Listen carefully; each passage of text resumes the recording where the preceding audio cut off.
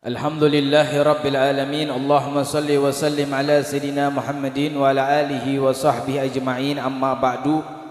Syukur kepada Allah subhanahu wa ta'ala, malam hari ini kita berkumpul bersama, duduk di dalam merayakan maulid Nabi Muhammad sallallahu alaihi wasallam dan juga mengenang 40 hari kewafatan daripada Al-Habib Alwi bin Hasan bin Husain bin Muhammad bin Tahir Al-Haddad, yang mana kami mewakili daripada keluarga besar beliau, keturunan beliau, mengucapkan ahlan wa sahlan wa marhaban bihudurikum, dan kami juga meminta maaf yang sebesar-besarnya apabila terdapat kekurangan di dalam penyambutan dan pelaksanaan acara pada malam hari ini. Kita berharap semoga Al-Habib Alwi bin Hasan Al-Haddad Allah jadikan kuburannya taman pertamanan syurga. Allah berikan kenikmatan zahiran wa batinan. Allah perjumpahkan dengan datuknya Sayyidil Gaunain Sayyidina Muhammad sallallahu alaihi wa alihi wasallam. Hadirin, kita menghadiri maulid Nabi Muhammad sallallahu alaihi wasallam berharap ada akhlak Nabi Muhammad yang kita bisa tiru, ada sifat Nabi Muhammad yang kita bisa tiru, sebagaimana Al-Habib Alwi bin Hasan Al-Haddad telah mengambil salah satu sifat di antara sifat Nabi Muhammad sallallahu alaihi wasallam, sifat para datuk-datuknya, sifat para penghulunya.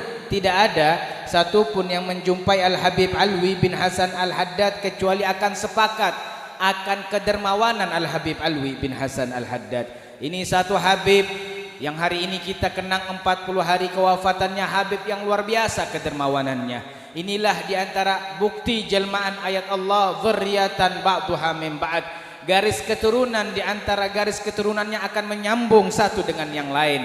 Sifat kedermawanan Al-Habib Alwi diambil dari datuknya Rasulullah. Nabi Muhammad pemimpin orang-orang dermawan. Berapa kali makanan Rasulullah di rumahnya dibelikan kepada orang lain, yang mana Rasulullah tidak memiliki makanan di rumahnya. Seringkali Rasulullah setiap harinya berpuasa karena makanan di rumahnya diberikan kepada orang lain.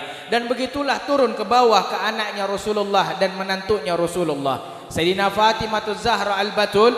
Suatu ketika beliau hendak makan bersama keluarganya, datang peminta-minta, yaitu dari kalangan orang miskin, diberikan makanannya kepada orang miskin. Hari itu tidak ada makanan pada diri rumah tangga Sayyidina Fatimah Zahra. Lalu hari kedua, setelah hendak makan di hari kedua, datang lagi seorang yatim untuk meminta makanan, diberikan lagi oleh Sayyidina Fatimah bersama keluarganya. Hari itu tidak makan lagi untuk 2 hari berturut-turut. Lalu hari ketiga datang lagi seorang tahanan meminta makanan kepada Sayyidina Fatimah, diberikan lagi itu makanan oleh Sayyidina Fatimah. Akhlaknya Sayyidina Fatimah di dalam kedermawanannya dipuji oleh Allah Subhanahu wa taala. Turun Jibril bawa wahyu tentang pujian kepada Sayyidina Fatimah, wa yut'imuna ta'ama ala hubbihi miskinan wa yatiman wa asira innama nut'imukum liwajhillahi la nuridu minkum jazaan wala syakura. Kami berikan makanan kepada orang miskin, kepada anak yatim, dan kepada tahanan.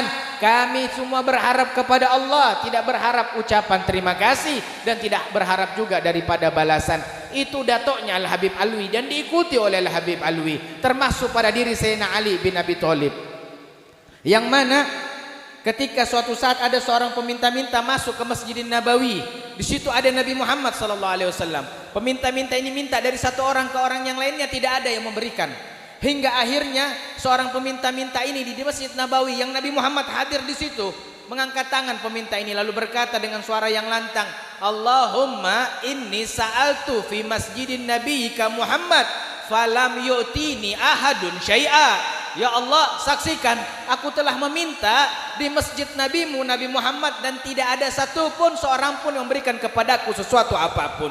Ketika seorang peminta-minta mengucapkan kalimat semacam itu, Sayyidina Ali dalam posisi ruku salat di masjid Nabi Muhammad. Maka Sayyidina Ali ketika posisi ruku menggerakkan jari-jarinya, memberikan isyarat, ada cincin yang berharga silahkan diambil, ada cincin berharga silahkan diambil. Maka peminta ini mengambil cincin Sayyidina Ali, yang mana Sayyidina Ali sedang salat dalam keadaan ruku, maka diambil itu cincin oleh peminta-minta, keluar dari Masjidin Nabawi dengan hajat yang dikabulkan. Lalu Rasulullah menyaksikan keadaan daripada kedermawanannya Sayyidina Ali tetap memberikan. Dalam keadaan salat Rasulullah mengangkat tangan berdoa kepada Allah untuk Sayyidina Ali bin Abi Thalib. Belum selesai doanya Sayyidina Rasul sallallahu alaihi wasallam, turun Jibril bawa wahyu dari Allah Subhanahu wa taala memuji Sayyidina Ali. Jibril berkata, "Iqra ya Muhammad, innama waliyukumullahu war rasuluh walladzina amanu alladzina yuqimuna sholata wa yutuz zakata wa hum raki'un." Dan sesungguhnya wali pemimpin kalian orang-orang mukmin adalah Allah dan Rasulnya, dan juga orang-orang yang beriman yang melaksanakan salat dan menderma harta mereka, wahum rakiun, padahal mereka mendermah dalam keadaan ruku. Itu datuk-datuknya daripada Al-Habib Alwi, dan beliau ikuti. Al-Habib Alwi mengikuti akhlak datuknya, sifat yang luar biasa, kedermawanan. Ini Habib Alwi, kalau kita mau cerita kedermawanannya luar biasa. Pernah suatu ketika beliau memiliki fulus 10 juta, belum sampai ke rumahnya kecuali 10 juta sudah habis. Sudah dibagi-bagikan orang yang lewat dikenalnya. Bahkan pernah saya dapatkan cerita dari salah satu anaknya, Habib Alwi pernah punya uang 120 juta. Ketika beliau menggenggam 120 juta, sampai ke rumahnya tidak ada satu rupiah pun ada pada tangan Al-Habib Alwi. Pada hari itu beliau meminta, berharap lagi bisa untuk makan. 120 juta beliau miliki uangnya, masuk ke dalam rumahnya 1 rupiah tidak ada untuk makan. Hari itu tidak ada. Itu Al-Habib Alwi bin Hasan Al-Haddad yang kita hadiri mengenang 40 hari kewafatannya. Bahkan pernah juga kita dapatkan cerita satu kisah nyata salah seorang Habib di kota Tegal yang istrinya melahirkan. Ini Habib keliling nyari uang untuk biaya melahirkan daripada istrinya. Satu tempat ke tempat lain tidak dapat hingga menjumpa Al-Habib Alwi. Habib Alwi bertanya, ada apa? Kok mukamu kasihan sekali itu? Mukamu kok lemes sekali, ada apa? Ammi Alwi, manggilnya Ammi Alwi. Ini anak muda masih. Ammi Alwi, saya punya istri lahiran, nggak ada uang. Ya sudah, ente semua biaya melahirkannya saya yang tanggung. Pada saat itu Habib Alwi belum megang uang, dan Habib Alwi yang membiayai semua kelahiran daripada istri Habib tersebut. Ini kedermawanan Al-Habib Alwi bin Hasan Al-Haddad, dan semua yang menyaksikan, baik keluarganya, sahabatnya, temannya, orang yang mengenalnya ataupun orang yang tidak mengenalnya, menyaksikan kedermawanan Al-Habib Alwi. Bahkan di Hadramut ketika anaknya Al-Habib Faik Al-Haddad mondok pesantren di Darul Mustafa di kota Inat, ini Habib Alwi ke Hadramut, dia bagi-bagikan harta yang luar biasa. Dia beli semua beras di toko Inat, di kota Inat, semua beras di kota Inat dibelikan dan dibagi-bagikan seluruh penduduk kota Inat. Hingga Habib Alwi dikira oleh penduduk kota Inat sebagai orang kayanya Indonesia. Dikira orang paling kaya se-Indonesia Al-Habib Alwi bin Hasan Al-Haddad. Ketika salah seorang di Inat datang ke Indonesia mengunjungi Al-Habib Faik, bertanya, di mana rumah ayahmu? Di mana rumah Al-Habib Alwi bin Hasan? Habib Alwi bin Hasan gak punya rumah. Kaget. Rumahnya ada ini Tegalon. Kaget. Ajib. Aba ente bagi-bagi dolar, aba ente bagi-bagi fulus, luar biasa. Itulah akhlak daripada sifatnya Nabi Muhammad ada pada diri Al-Habib Alwi.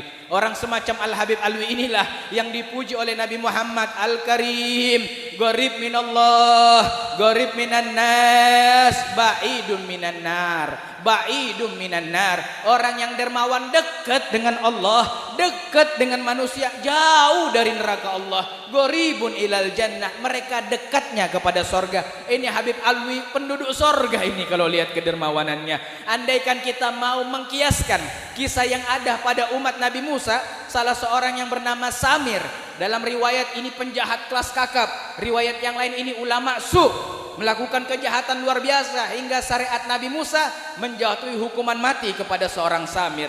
Ketika hendak pelaksanaan hukuman mati, turun Jibril bawa perintah dari Allah kepada Nabi Musa, ya Musa, la taqtulu Samiri innahu sakhiyun.